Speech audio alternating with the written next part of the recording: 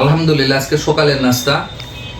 প্রতিদিন তো শুধু উৎপাদন আপনাদেরকে দেখে আসছি যে আমরা কৃষি খামার কি করে থাকি, কিভাবে আমাদের উৎপাদন হয়, আমাদের গরু লালন পালন, আমাদের মুরগির খামার, আমাদের মাছের খামার, তারপরে আমরা যে মাঠ ফসলগুলি পেঁয়াজ, রসুন, কলা এবং গম চাষ সব কিছুই করি এবং ঘি উৎপাদন করি।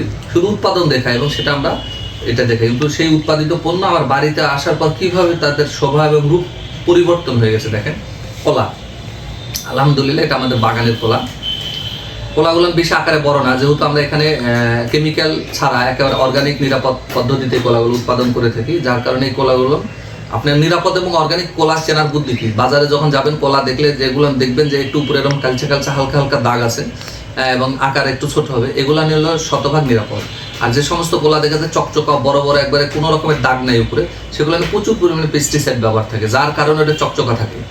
কারণ হচ্ছে যে এখানে এক ধরনের মশা বা মাছি পড়ে, যার কারণে হালকা হালকা দাগ হয়, এতে করে কলা কোনো ক্ষতি হয় না। কিন্তু এই দাগের কারণে অনেকে দাম কম পায়, যার কারণে দাম বেশি পাওয়ার জন্য অসাধু ব্যবসায়ীরা অতিরিক্ত কীটনাশক ব্যবহার করে। তাহলে এই কলা আপনাকে চিনে নিতে হবে। তো কলা আমরা ছেলে নিয়েছি। আর এই নাস্তা টেবিলে এটা হলো সেমাই, আর এখানে যে দুধ দিয়ে রান্না করছি এটা হলো আমাদের গরুর ফার্ম আছে, আপনারা জানেন। সে গরুর ফার্মের যে দুধ একবারে খাঁটি দুধ, কারণ বাজারে যে প্যাকেটজাত যে দুধগুলো এখন পাওয়া যায় এগুলো সব কেমিক্যাল যুক্ত।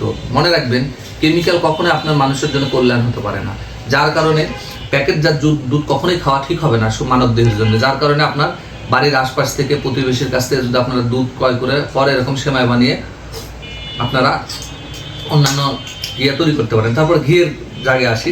এটা হলো ঘি আমাদের একেবারে, আমাদের যে গরুর ফার্ম আছে সে আপনারা দেখছেন আর আগের ভিডিওতে দেখেন, এই যে ঘি দেখেন, ঘিয়ের দানা দেখেন, ঘি কেমন ঘি, এই যে ঘিয়ের দানা দেখেন।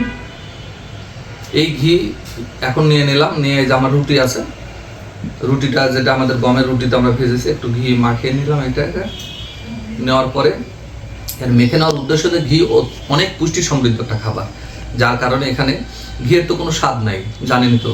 কিন্তু এটা কেন খায় মানুষ? কারণটা হচ্ছে এটা প্রচুর পুষ্টি সমৃদ্ধ, আমাদের পুষ্টি খাবারের প্রয়োজন। শুধু আমরা বিক্রিই করবো, আমাদের নিজের পরিবারেও তো খেতে হবে। আমরা নিজের খাওয়ার পরে কিন্তু আপনাদের কাছে বিক্রি করি। তাহলে যেই ঘি আমরা আপনাদের কাছে বিক্রি করে থাকি, এই ঘি সেই ঘি, যেই ঘি আমরা নিজেরা আমাদের পরিবারের খাবারের সাথে আমরা প্রতিনিয়তই খাই। যেমন রুটির সাথে খাওয়া যায়, কিন্তু ঘি রুটিতে নিয়ে নিয়েছি। নেওয়ার পরে যখন আমরা সেমাইয়ের সাথে মিক্সার করেও কিন্তু আমরা এইভাবে এই যে খেয়ে নিচ্ছি। আলহামদুলিল্লাহ। দেখেন, এর সাথে যেটা আছে আমাদের কলা আছে, আমরা ঘি মাখানো পরোটাটি কলা। ও আরেকটা কথা, কলা কিন্তু একটু কচরা হবে যখন অরিজিনাল কলা হবে। দেন এই যে কলা দিয়ে আমরা খেয়ে নিচ্ছি। তো মূল যেটা বিষয় সেটা হচ্ছে নিরাপদ খাদ্য, সুস্থ জীবন। নিরাপদ থাকতে গেলে আপনাকে নিরাপদ খাদ্যের প্রয়োজন আছে।